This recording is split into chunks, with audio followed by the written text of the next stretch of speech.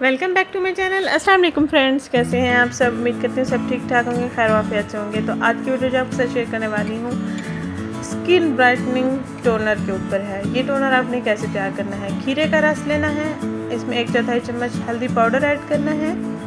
इन दोनों को अच्छे से मिक्स कर लेंगे आप, और इसके बाद हम इसमें और इंग्रेडिएंट्स ऐड करते जाएंगे।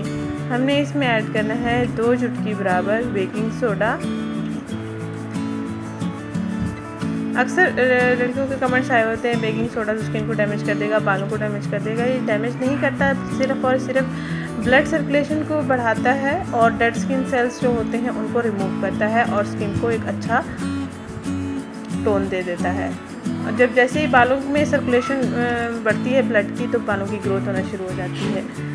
तो हमने इनको अच्छे से मिक्स कर लिया है। और आप इसको कैसे इस्तेमाल करेंगे अपनी स्किन पर? हाथों पाँव पर इस्तेमाल कर सकते हैं, गर्दन पर इस्तेमाल कर सकते हैं, फेस पर इस्तेमाल कर सकते हैं। अगर आप इसमें हल्दी पाउडर ऐड नहीं करना चाहते हैं तो माल्टे के छिलकों का पाउडर भी ऐड कर सकते हैं आप।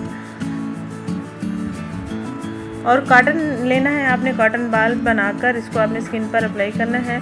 हल्का हल्का मसाज करना है कॉटन बाल की मदद से। हाथों और पाँव पर भी आपने इसको अप्लाई करना है, गर्दन पर भी आपने इसको अप्लाई करना है।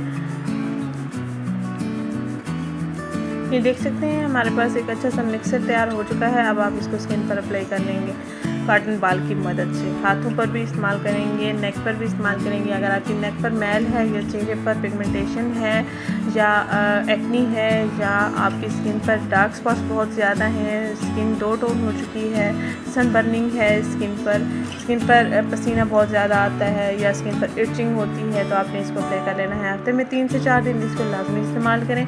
स्कूल गोइंग और जो लड़कियां कॉलेज गोइंग हैं, स्कूल गोइंग हैं, बाहर जाती हैं, धूप में अगर काम करती हैं, तो वो लाजमी इसका इस्तेमाल करें।